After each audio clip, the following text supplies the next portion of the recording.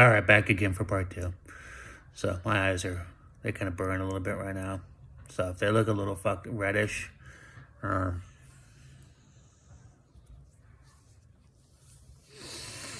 it's not because I'm crying or on drugs or anything. It's pollen. They're a little itchy, and then what I just did made them even more fucked up. I fucked up. I need to fucking wash my hair. Yeah, I look fucked up. I look fucking crazy. I look like shit.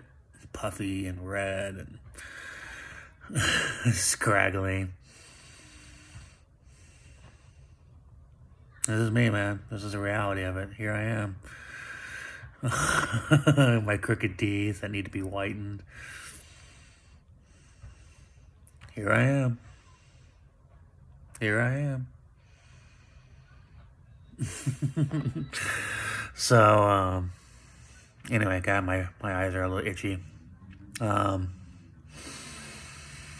Okay, so kind of picking up, and I was thinking about this. Okay, so this probably seems like a bit of a.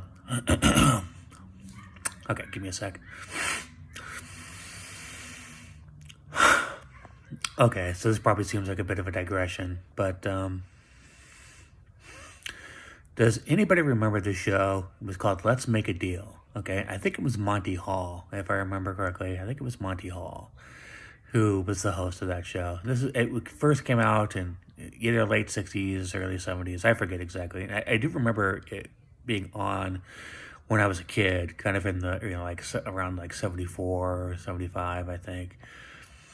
But anyway, so the premise of the show, okay, was that everybody in the audience had to dress up as, as weird and wacky, as they could. And then the host would make them do, stupid shit for money, right? And for prizes, for cash and prizes, right? So, and whatever. Okay, so I don't know if people really get this, okay? I want to kind of go off on this for a little bit. So, the producers of that show, okay, were mocking everybody. Okay, it was a humiliation ritual, right? Because kind of what I'm going through is a humiliation ritual. Okay, look it up, man. It's a thing. Look it up. And you might start to get a deeper understanding of how this reality works. Because believe me, it goes fucking deep, man. It goes deep. Reality consciousness is a fascinating thing. So that was the whole premise of the show. It was like, what can we get people? How much dumb shit? How much of a fool will people make themselves for cash and prizes? Right. That was the premise of the show, and they were mocking you, right? And then the audience, thinking that, they were in on the joke. No, the joke's on you, man. The joke is on you. You're complicit in this fucking ritual. Yeah. And those things, those kinds of rituals, they shape our reality. Okay? And that's why they do rituals. That's what rituals are for. Rituals are to achieve a particular outcome. Okay? And the outcome in often cases for, these types who are running the show is for them to make lots and lots and lots of money and to gain more and more power, and for the people to sink lower and lower into their own hell of their own making, right? Which is where we're at right now. So, and then shows like, this just kind of popped in like Desperate Housewives, right? I mean, they create those shows to make fun of those women, right? To show that, look at how ridiculous these women are, right? But how many people, women in particular, emulate, right? Like the Kardashians, right? The Kardashians were put out there as an example of, look at how fucking ridiculous this is, right? Look at how shallow and superficial these women are, these people are, right? But, and I know that there are people who get it. I'm not saying this is everybody, but look at all the women who emulate that, thinking that this is somehow a desirable way to live. I mean, my mom was one of those types, right? My mom was one of those types who wanted that kind of do nothing, princess vapid lifestyle, right? So, I mean, we're all complicit in this shit, man. We have all bought into the lie. And now this is the result, and there's gonna be hell to pay for it. Right? And all sorts of weird shit is it's gonna take a long time for this to undo itself, right? And to sort of turn the ship around and right things. It's gonna take time. So and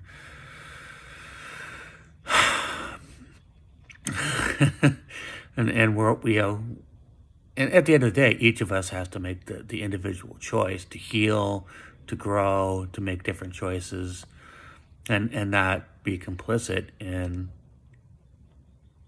this system and the negativity and the evil. I mean, dare I say the evil, right? The darkness. Yeah,